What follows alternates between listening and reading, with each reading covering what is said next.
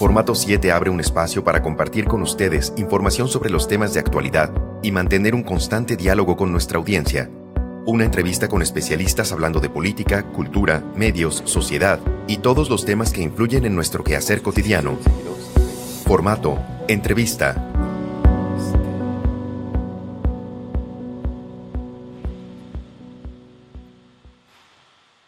¿Cómo están? Un saludo a todas y todos nuestros seguidores del Facebook de Formato 7 y a todas las personas que día con día pasan a informarse de la actualidad y además del análisis en profundidad que hacen las diferentes plumas, las diferentes voces del periodismo en el estado. Yo soy Jerónimo Rosete y les doy la bienvenida. Recuerden que estamos transmitiendo en estos momentos en vivo, son las 5:15 de la tarde. Tuvimos por ahí algunos retrasos por cuestiones técnicas, pero ya estamos con ustedes. Si están viendo esta transmisión de manera diferida, hoy es martes 12 de diciembre.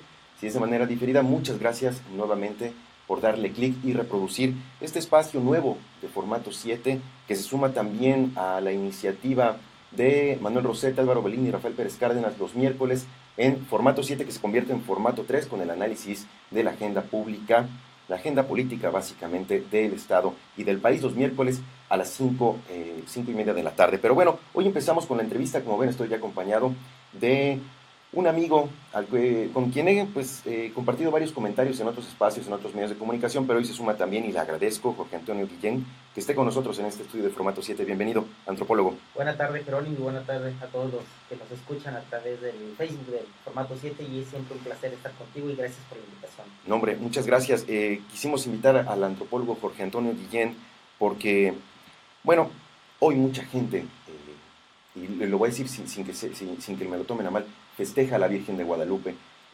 Se espera a la medianoche entre el 11 y 12 de diciembre, ¿no? Cantarle las mañanitas. Y bueno, un hecho religioso que me parece que no es bíblico para empezar, ¿no? Pero no. Es un hecho religioso.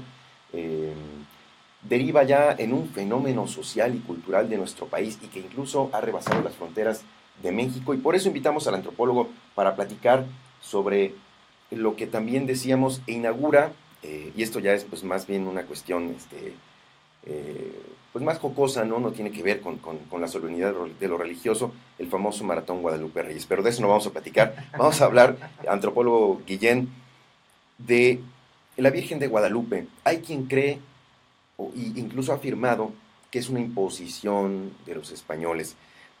En la visión de la historia y del desarrollo de nuestro México, ¿cómo ubicas y de dónde viene este gran fenómeno que hoy vimos, pues vivo, ¿no? Más de 7 millones de personas, hasta hace media hora que chequeé yo información, habían visitado la Basílica de Guadalupe en la Ciudad de México.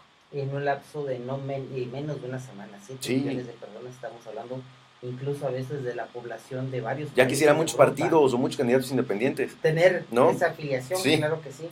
El fenómeno de la Virgen de Guadalupe, y sin meternos a cuestiones teológicas o de discutir si es real o no es real, o las pruebas incluso que se han hecho, sí es un elemento esencial y central para la construcción de la identidad mexicana. Y eso creo que es indiscutible. El dato que dices de 7 millones de peregrinos, tan solo en la Basílica de Guadalupe, demuestra, ¿no?, en la Ciudad de México.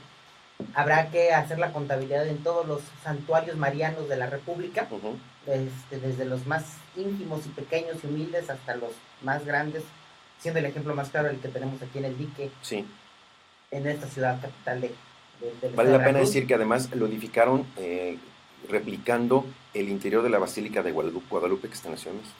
Correcto, así es, ¿no? Entonces es un fenómeno de masas, es un fenómeno religioso obviamente, pero también es un fenómeno sociológico y antropológico, incluso ya con sesgos comunicacionales, incluso de marketing político, y no de ahorita. No, claro, no es reciente. No. Bueno, partiendo de los hechos concretos de la historia, 12 de diciembre de 1531 es que está asentado la primera aparición de la Virgen de Guadalupe. Sin entrar más en detalles acerca de la historia de la aparición y de quien la atestigua estas apariciones, el indio Orazán, San Juan Diego, es a través de un libro que es publicado en 1556, si mal no recuerdo, sí, 1556, ya escrito o más bien compilado por un indígena náhuatl llamado Antonio Valeriano, y difundido o compilado también por un fraile español, Luis Lazo de la Vega, en 1556, llamado Nican Mopogua, que significa así se relata. De hecho, el Nican Mopogua, que es el primer documento histórico en el que nosotros tenemos ya una cronología y un asentamiento escrito de los hechos que sucedieron en 1531 alrededor de esta aparición mariana. El Nican Mopogua es uno de varios libros que componen un gran tomo que da el Güey Nicanopogua, que significa el gran relato, que es acerca de las primeras, los primeros testimonios de la nueva religiosidad católica de los pueblos indígenas, ya no mesoamericanos, sino ya indígenas novohispanos durante la primera etapa de la colonia. Estamos hablando de la primera mitad del siglo XVI. Comento todo esto no solamente como un contexto histórico, sino también para ir vislumbrando con estos datos que te estoy comentando a ti y al auditorio, de el contexto y la relevancia ya no es solo histórica, sino social y política en la época. Cualquier hecho de conquista, no estoy hablando únicamente de la conquista de Mesoamérica por parte del Imperio Español. Cualquier conquista es un hecho de confrontación, es un hecho que parte de una guerra, son hechos bélicos, pero que la misma historia y cualquier estratega militar y cualquier manual de estrategia militar te va a decir que el esfuerzo bélico no puede ser continuado más allá de cierta umbral de tiempo, porque los recursos materiales y el recurso humano es limitado por lo mismo, ¿no? Y desde ese entonces, y no solamente desde ese entonces, vaya, desde la antigüedad clásica, la mayoría de los grandes poderes imperiales que han realizado conquistas se han dado cuenta que conquistar únicamente con armas y con fuego no te lleva a ningún lado, o únicamente te garantiza un muy corto periodo de control del territorio conquistado.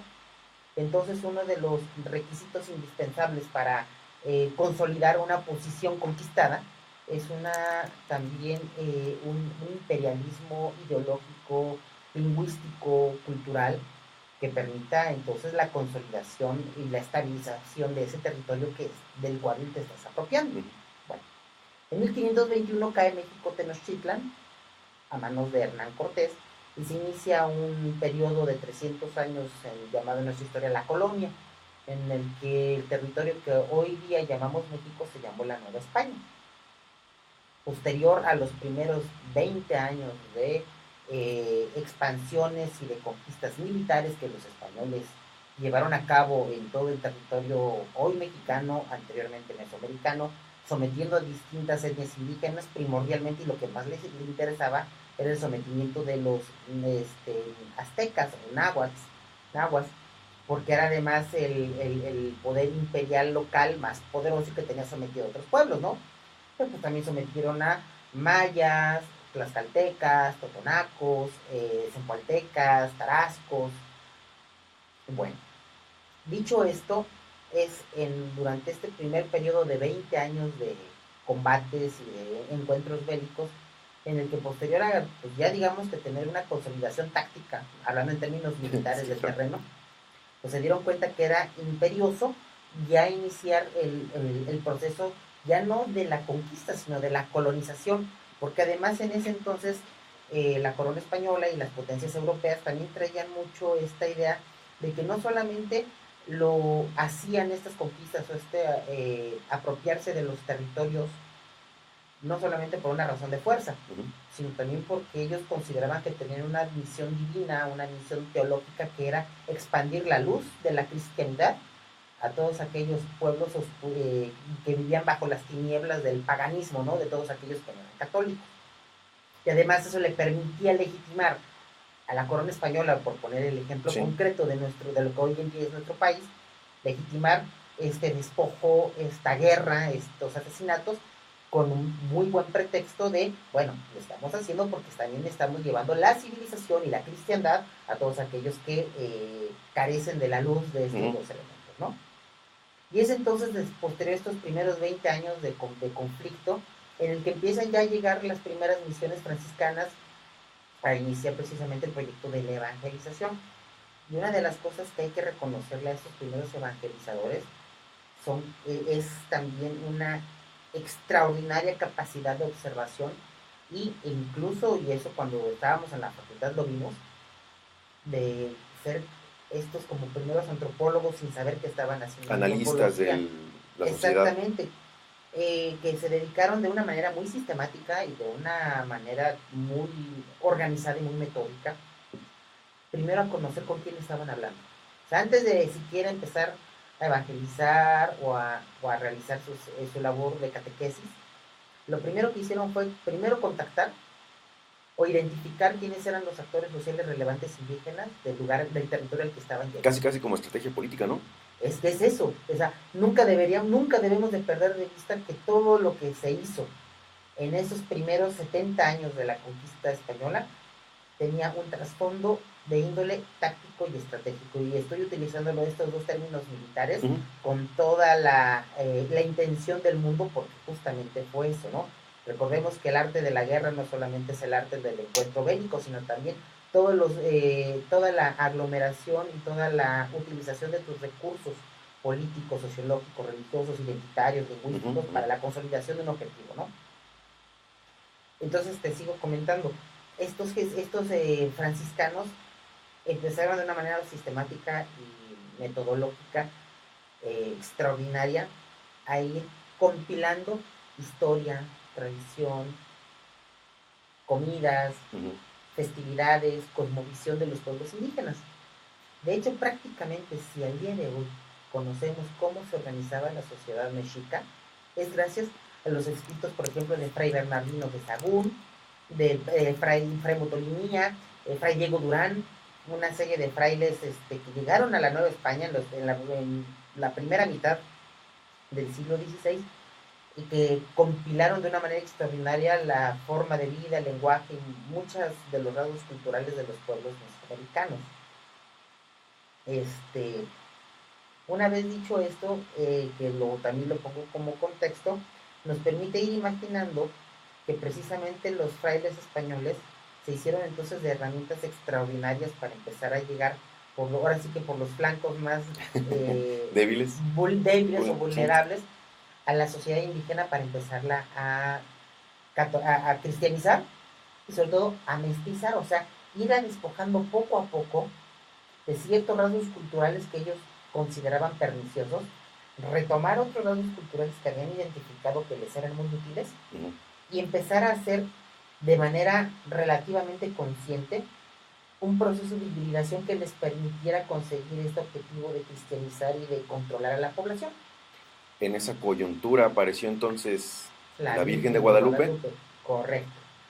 Insistiendo sin meternos en cuestiones de autenticidad, ¿no? Es en este contexto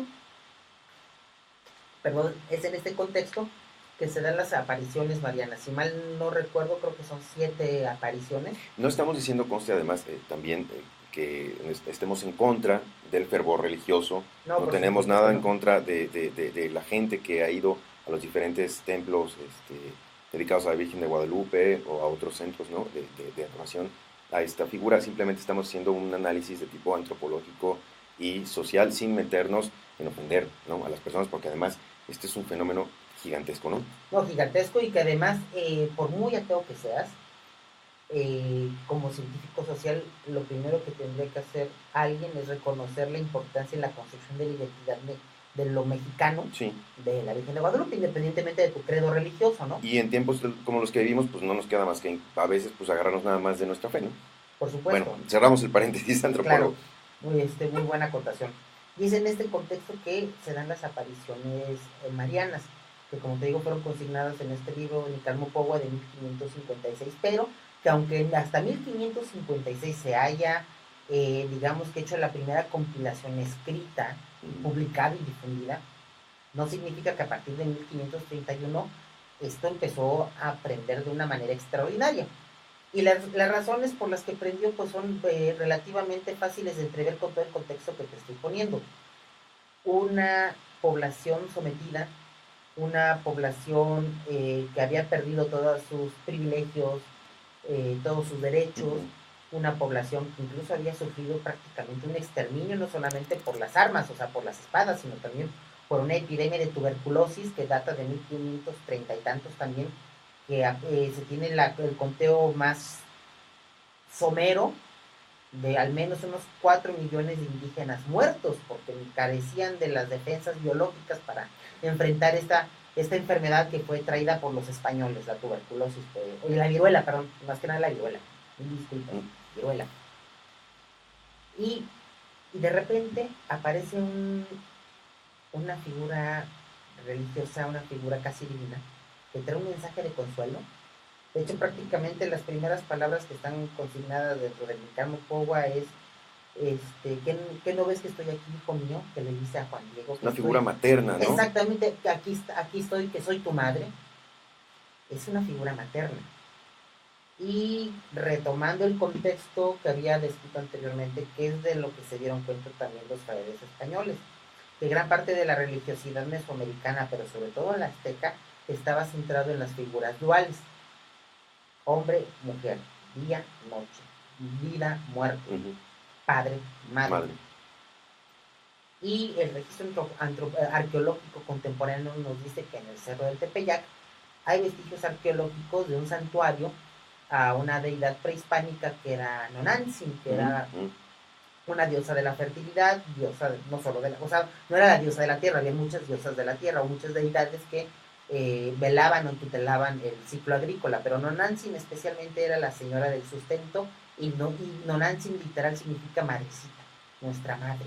Fíjate, el término que se usa comúnmente para referirse también a la Virgen de Guadalupe, ¿no? Mucha gente sí lo dice, nuestra madrecita.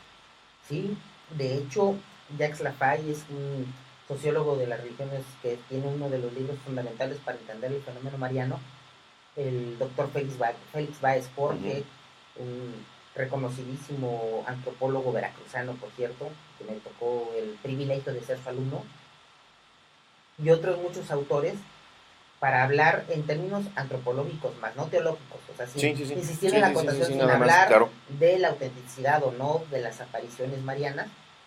El término que se acuña es Nonantzin Guadalupe. ¿Por qué? Porque a nivel iconográfico, de culto y historiográfico, o sea, de cómo se fue desarrollando el culto ahora de la Virgen de Guadalupe, el culto mariano, nos podemos dar cuenta primero de que se retomaron muchísimos elementos de la religiosidad prehispánica y sobre todo el culto a Nonantzin en la figura de María de Guadalupe. Segundo, el simple y muy revolucionario hecho, bueno, revolucionario entre comillas, porque el mismo Jacques Lafaye y Félix Báez Jorge nos consignan que la Virgen de Guadalupe de Extremadura, España, que es la primera Virgen de Guadalupe, también tiene rasgos morenos en mucha de su iconografía. Mira. De ahí por ahí de la Alta Edad Media. Sobre todo ya posterior de la retirada de los árabes de la región sur de España, es cuando empieza, digamos, incluso la Virgen de Guadalupe a convertirse, y ojo con lo que estoy diciendo, ¿no?, a convertirse en un estandarte de la lucha castiza por retomar el territorio que les pertenecía y que fue conquistado por los árabes durante 900 años. Estoy hablando de la región de Extremadura, de La Mancha, la zona sur, Málaga, el país catalán, bueno, toda esa parte sur de España, ¿no? Estamos saliendo ya muchas similitudes, ¿no? Entonces los rasgos morenos, además se dirige a Juan Diego no en español, y eso está en el Micamo Pogua y todos los testimonios de la época, se dirige a Juan Diego en náhuatl y le dice: soy tu madre. Y prácticamente el mensaje de Nonantzin Guadalupe es: no sufras más, hijo mío, que aquí estoy para protegerte y cobijarte, que de tus lágrimas yo me encargo, de tus penas y de tus temores, y ahora a partir de este momento en adelante, cuando vengan a visitarme a este cerro sagrado, Altepetl, ahora llamado Basílica, encontrarán sustento y consuelo todas sus penas y sufrimientos.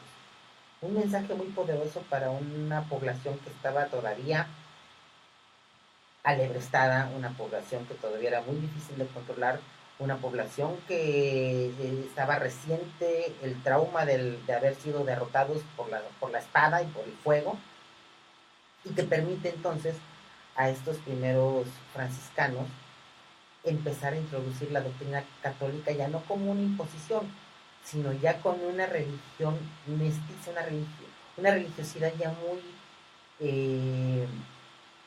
ya novedosa, y adaptada, católica, adaptada pero también, ¿no? totalmente adaptada, tanto en los términos de catequesis, por ejemplo, las pastorelas, prácticamente toda nuestra parafernalia navideña lo debemos a estos primeros actos de evangelización de estos franciscanos. Las pastorelas eran representaciones teatrales de la Biblia misma, que al darse cuenta los frailes franciscanos que enseñarles a leer y escribir a todos, además de que les iba a resultar casi imposible, era darles de herramientas para que pudieran revelarse de una manera más rápida, empezaron a realizar estas representaciones teatrales para llevar la catequesis de una manera fácil, inmediata, y superando la barrera lingüística de traducir de latín al español y del español luego al náhuatl todo el catecismo de la Iglesia Católica. Entonces, lo que hicieron fue hacer representaciones teatrales que hoy en día conocemos como pastorelas, representadas en náhuatl, y te aseguro que la captación y el aprendizaje del catecismo católico se simplificó prácticamente al 100%, ¿no? Qué gran laboratorio social fuimos, ¿no? Total, o seguimos siendo, pero digo, en esa coyuntura lo decíamos, casi parecía una estrategia política. Gracias a quien se ha conectado a esta transmisión en Facebook, estamos platicando con el antropólogo Jorge Antonio Guillén sobre este gran fenómeno de la Virgen de Guadalupe en nuestro país, también en el mundo. Gracias a Eliu Padilla en Facebook, gracias aquí un usuario también nos deja un comentario, no hay que creer la historia como la platican. Dice, hay que platicar temas de hoy, este es un gran esfuerzo de formato 7. Muchísimas gracias a la gente que se comienza a reunir ya martes y jueves a las 5 de la tarde con un servidor, y la gente que pues de manera muy generosa nos regala media hora, una hora de su tiempo y además de su conocimiento. Antropólogo, ahora yendo hacia la actualidad, el fenómeno ha rebasado nuestras fronteras, hay un espacio, por ejemplo en la Catedral de Notre Dame en París, dedicado a la Virgen de Guadalupe. Pues no cabe duda, ¿no?, que también en Estados Unidos los mexicanos, e incluso ya no mexicanos, gente nacida en Estados Unidos, tiene fe en la Virgen de Guadalupe, y este es un fenómeno, como decíamos, pues que ha rebasado fronteras. En tu visión de antropólogo, y después de todo este gran contexto histórico que nos has puesto aquí en la mesa, ¿qué visión tienes de cómo todo ha derivado en lo que hoy se hace, en esas grandes peregrinaciones, en las carreras, en estas filas enormes de transportistas, por ejemplo, en los trailers, de la gente que va de rodillas para pues, postrarse frente a la imagen de la Virgen, con una manda, con una petición?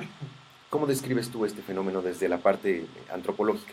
Claro, y para contestar esto que me estás señalando, Jerónimo, y también para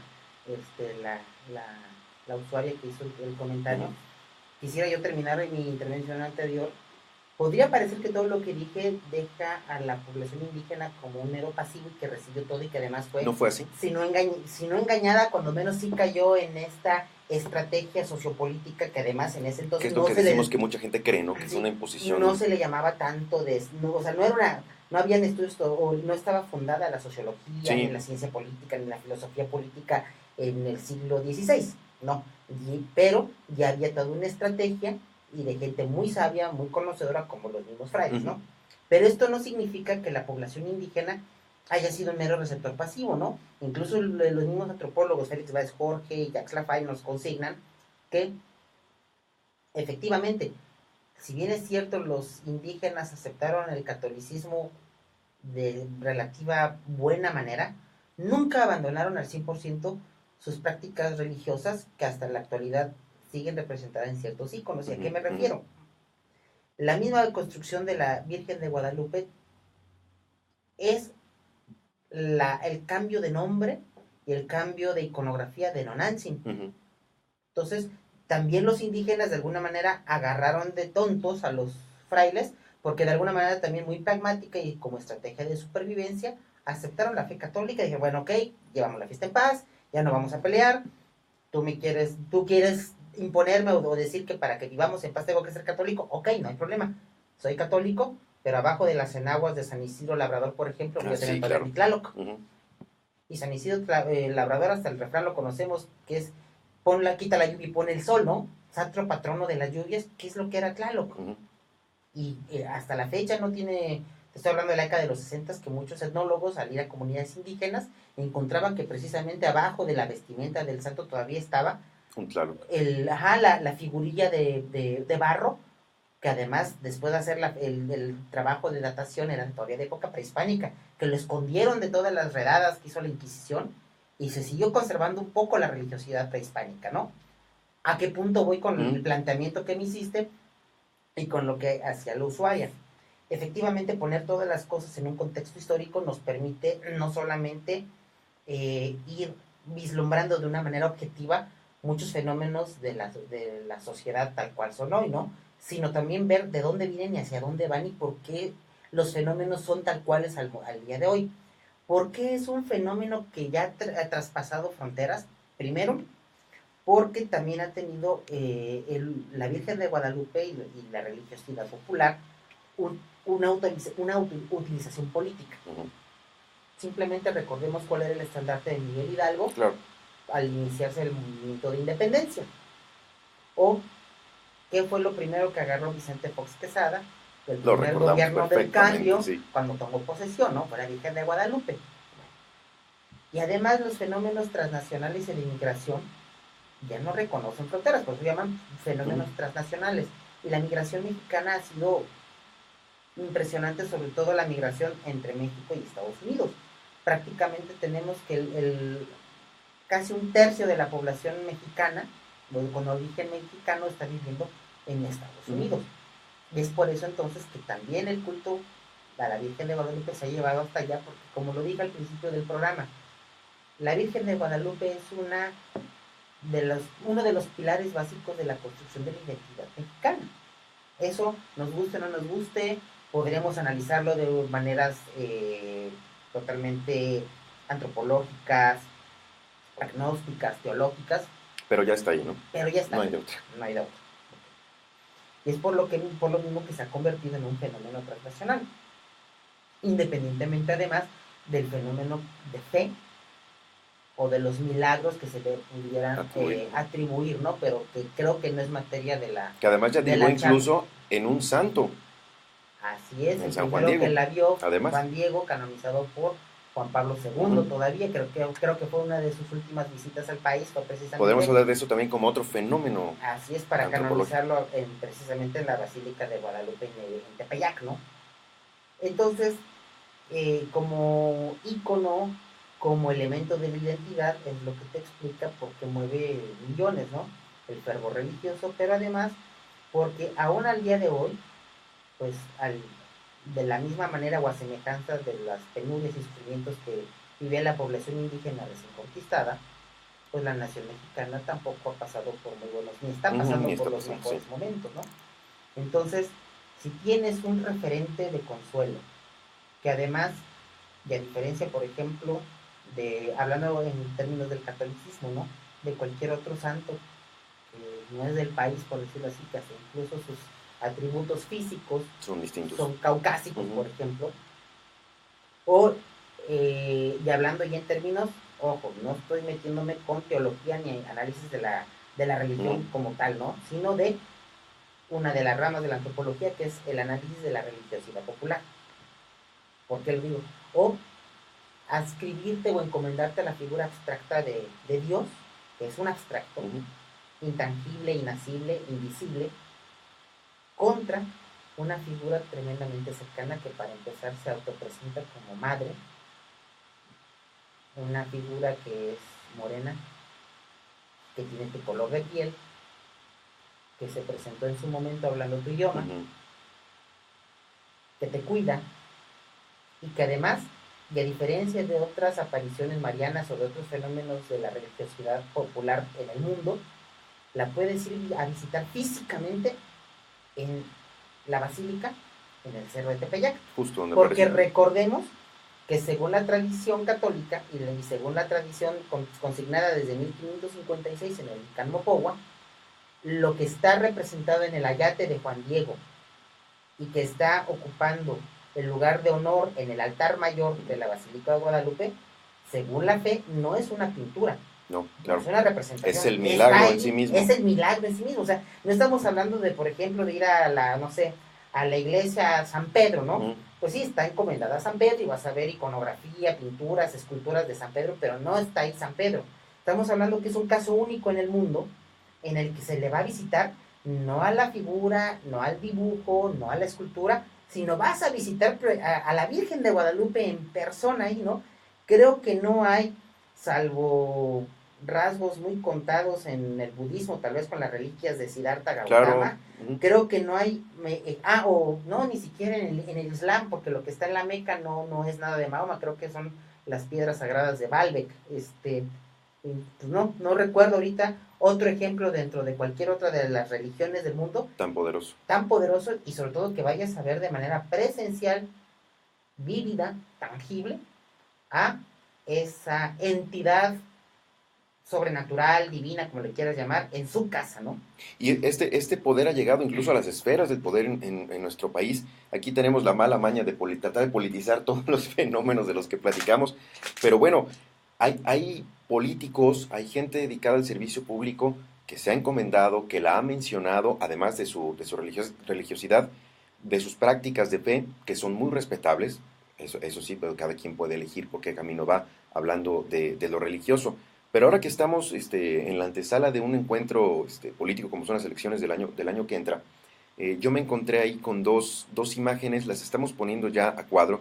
Ahí vemos a Enrique Peña Nieto que está entregando una imagen representativa de la Virgen de Guadalupe al Papa Francisco y justo después una imagen de... es una especie de playera, ahí la vemos, la voy a repetir, que dice, ahí estamos viendo a Enrique Peña Nieto, Andrés Manuel López Obrador, en la visita del Papa Benedicto a México, estuvo ahí en un asiento y tenía su santidad Benedicto XVI, bienvenido a México, no se alcanza a ver, pero es una especie de playera con la Virgen de Guadalupe. Y la de Andrés Manuel López Obrador. Y Andrés Manuel López Obrador la tiene en sus manos. Eh, la religión está inserta y sobre todo este fenómeno de la Virgen de Guadalupe hasta en los círculos políticos más encumbrados de nuestro país. Híjole, es que no No es un sabemos, perdón, fenómeno. si utilizado como estandarte, como ya fue usado, tú lo mencionabas, ¿no? Anteriormente, o realmente como una cuestión de fe personal. Claro, insistiendo, punto y aparte del fenómeno religioso y de fe, pues todo lo que he mencionado prácticamente nos permite dilucidar que desde el 1531, fecha en la que se consigna la aparición o en que apareció, pues ha tenido un uso político este ícono. Sí. Pero además en 1737, precisamente el antiguo santuario de Guadalupe, también ubicado en el Tepeyac y que al día de hoy todavía ya no se puede visitar porque tiene un proceso de hundimiento, pero que estaba al lado de la Basílica de Guadalupe Nueva, el arzobispo primado de la Nueva España erige a la Virgen de Guadalupe como santa patrona de la Nueva España. Sí. O sea, y no olvidemos la fecha, 1737. Como para cerrar el círculo, es como ¿no? Con cuando broche ya de oro. empezaba precisamente Sí. el siglo de las luces, la época de la Ilustración y los primeros antecedentes del movimiento independentista. O sea, no es una coincidencia que en esa época Claro. el clero criollo haya tomado a la Virgen de Guadalupe ya no como un elemento de pacificación, ya no como un elemento meramente indígena. Y es más, prácticamente hasta 1737 no podemos hablar de un culto a la Virgen de Guadalupe generalizado en todos los estratos sociales de la Nueva España. Era prácticamente un culto indígena. Es en 1737 que se convierte ya en un culto prácticamente nacional. ¿Y a qué punto voy? O sea, no es reciente la politización del icono religioso, porque te digo, construir identidad es parte de la identidad de lo que ahora denominamos México.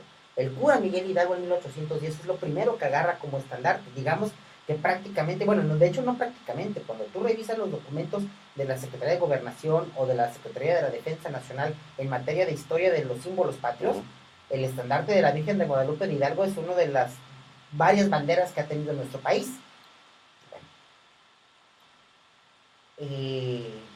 Es precisamente toda esta serie de atributos, que es madre, es morena, habla tu idioma, es cercana, representa algo prácticamente puramente nacional, porque es la raíz indígena con lo español, con el catolicismo, o sea, es la quinta esencia del proceso Claro. de mestizaje, ¿no? Entonces, ¿cómo no hacerlo un instrumento político? Pero además, en fechas contemporáneas, un político que quiera mandar un mensaje sin decir media palabra de cercanía al pueblo, de, de conciencia nacional o de lo que él considera que es México, pues se va a tomar una foto con algún rasgo iconográfico de la Virgen de Guadalupe, ¿no? Es O va, una imagen muy o va a poderosa. la misa de las mañanitas, ¿no? A mí, Claro. sirviendo para otro medio de comunicación, me tocó ver varias de esas noches del 11 al 12 de diciembre, ver políticos digamos, de primer nivel del gobierno estatal sentados en primera fila en las bancas de la Basílica del Dique. Por supuesto. Y digo, sin meternos en su fe, que es muy Que es muy respetable y respetable, podrán tenerla o no además, ¿no? tenerla, Sí, pero al final de cuentas, creo que no hay mejor ícono para darse un baño de pueblo claro, que la Virgen de has dado en Guadalupe. el punto, Recordemos ¿cierto? todo lo que vengo diciendo, es madre, es cercana, Sí. es morena, hablaba en náhuatl, pues es prácticamente la representación del pueblo más sufrido mexicano, que son el pueblo indígena, y que a raíz de 1737 y de la utilización política ya por parte de los criollos, Ujú. ya no solamente es indígena, se convierte de todo lo mexicano. Pero el mexicano aparte, y hoy en día lo podemos ver, qué tipo de estratos socioeconómicos son los que realizan las peregrinaciones Sí. y que van a todas a las iglesias donde está la Virgen de Guadalupe, pues ahí nos podremos dar cuenta que es, y ya no lo digo en términos antropológicos, ya lo digo en términos, digamos que populares, es una religiosidad de barrio, de pueblo, o sea, de la base de lo mexicano, ¿no? No, eso no quita que haya gente de estratos socioeconómicos de medio a alto que Que también tenga la vayan, fe, sí. pero realmente es una manifestación religiosa del pueblo de la clase media para abajo de nuestro país, que es la gran mayoría, somos la gran mayoría, ¿no? Sí, bueno, Igual que el culto a San Judas Tadeo, por ejemplo. por ejemplo, y también digamos que por regiones en nuestro país hay devoción por ciertas imágenes, independientemente del 12 de diciembre con la Virgen de Guadalupe, ¿no? Pero que el 12 de diciembre, perdón, No, es hombre, la es la fecha, fecha. o sea, podrá estar, digamos que tutelado un pueblo bajo un santo patrono o una virgen, pero el 12 de diciembre, que es con permiso, ese es el día de la Virgen de Guadalupe a nivel nacional. Prácticamente es un día nacional. Agradecemos a la gente, la verdad la plática está bastante interesante, por eso es que nos atrevimos a invitar al antropólogo Jorge Antonio Gracias. Guillén. La gente que ha pasado a darle like a esta transmisión, gracias a, aquí lo tenemos, lo estamos checando, Dos Luna, Homero Nájera, Alicia Lozano, gracias. Por aquí tenemos un comentario de Beatriz Ortega, dice, aunque la situación económica es difícil en estos momentos, la fe nos mueve a buscar a Dios y consuelo en la Virgen María de Guadalupe. Y es que es lo que decimos, más, o sea, Correcto. no es una crítica al fenómeno, sino que estamos No, reconociendo no, que no, es un no, no, fenómeno no es mi postura. ya tan profundo, tan metido, no solo en la fe de millones de mexicanas y mexicanos, sino en la idiosincrasia y en cómo nos reconocen de fuera, quizás ya sí, digamos, moviéndolo, esta imagen de la religión a un estereotipo. Hablando de estereotipos, justamente a antropólogo también, eh, antes de concluir, me gustaría que nos comentaras tu opinión acerca de cómo ha sido empleada incluso ya esta imagen dentro de expresiones de la cultura popular, rayando en el kitsch. Algún especialista a lo mejor nos puede decir que sí, ¿no? Nosotros decimos rayando en el kitsch, ¿no? Pero esta imagen de la Virgen de Guadalupe ha sido usada para ropa, para zapatos, para joyería. eh, Hay íconos de la cultura musical, comercial, que han vestido ropas con impresiones de la Virgen de Guadalupe. Recordamos, por ejemplo, esta marca de las frases que decían Virgencita, please, no sé si lo Destroyer. recuerdas, de Destroyer. Destroyer. También, por ejemplo, haciendo como un icono más pequeño, como infantilizado de la Virgen de Guadalupe, que ha sido también muy difundido. La comercialización de este icono religioso, antropólogo, ¿qué opinas?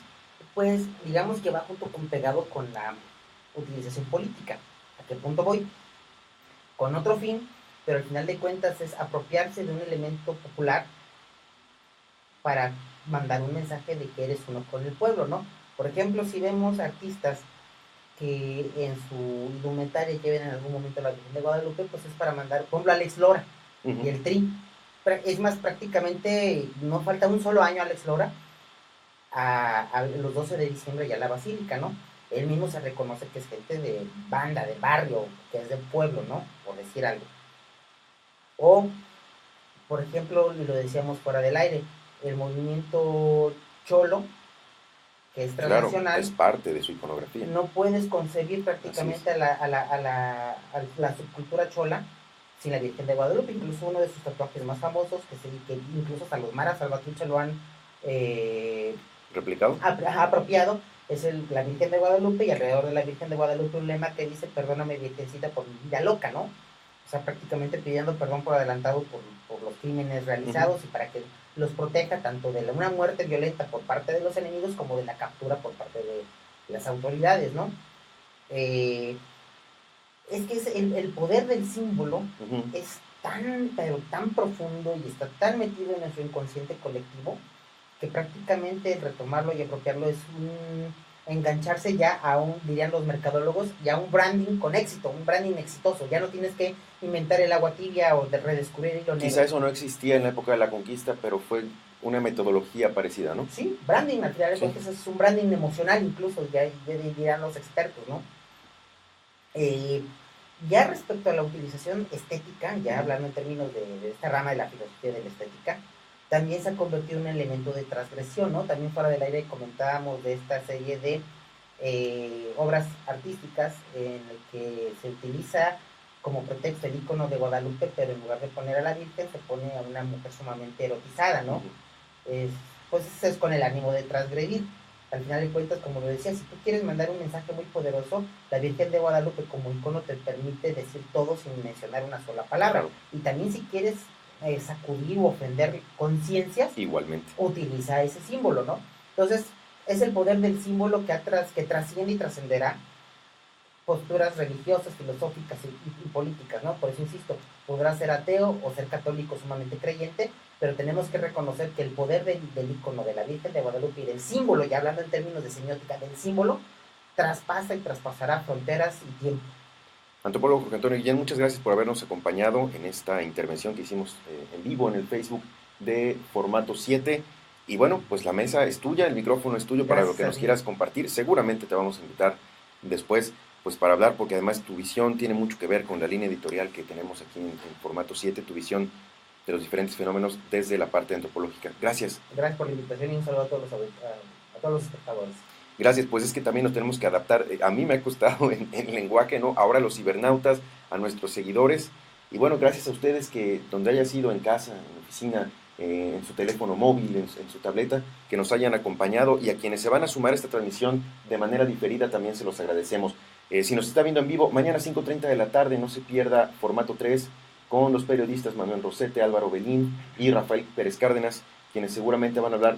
Yo estoy pensando, no me voy a atrever a dar un adelanto, pero de algunos hechos de la agenda pública de nuestro estado y de nuestro país, y los invito y las invito a que pasen por www.formato7.com, nuestra página de información, este medio que comenzó siendo un impreso semanal y se ha convertido pues en uno de los sitios en internet informativos mejor posicionados en el estado. Eso, bueno, lo avalan el promedio de 260,000 visitas que tenemos mensualmente. Yo soy Jerónimo Rosete, muchas gracias a todas y todos ustedes, que tengan una muy buena tarde de martes. Hasta pronto.